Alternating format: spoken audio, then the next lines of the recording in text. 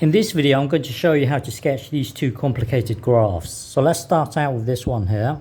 When it's small, it wants to do this straight line. So imagine this is a straight line here. Intercept of -10. So this is -10.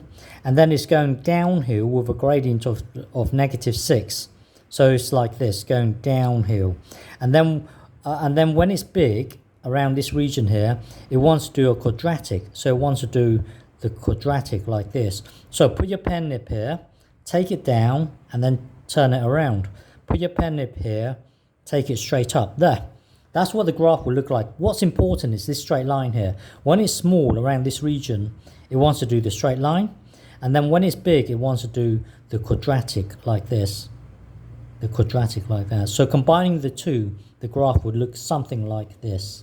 Okay. So now let's look at this one here. When it's small, it wants to do this straight line. Intercept of 10, +10, and it's going downhill with a gradient of -8. So imagine it to be something like this. And then when it's big, it wants to do a cubic like this. But only when it's big, from here and here.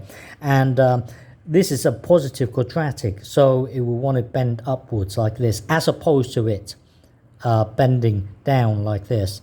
Well, anyway, it wants to do a positive quadratic like this, so it's going to bend around like this. So it must look something like this over the extremes, and then it wants to do the straight line, and then it wants to bend slightly upwards. So starting from here, just remember that it wants to do this and this. Okay, so from here, put your pen nib here, go straight up, and then put your pen nib here, and then because we're trying to head downwards, so take it up slightly and then bend it around.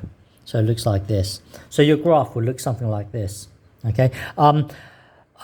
This bit here, you don't know whether or not it would pass over the x-axis. So you're just guessing here. Remember, we're just sketching. We're just getting a rough idea within 2 seconds of what the graph will look like. So in the future, you would be able to calculate this point here. So it could go beyond the x-axis. It might not go beyond the x-axis. We just don't know yet. In the future, you can actually calculate this point. You can calculate this point. You can calculate this point. You can calculate this point, and so on. Okay.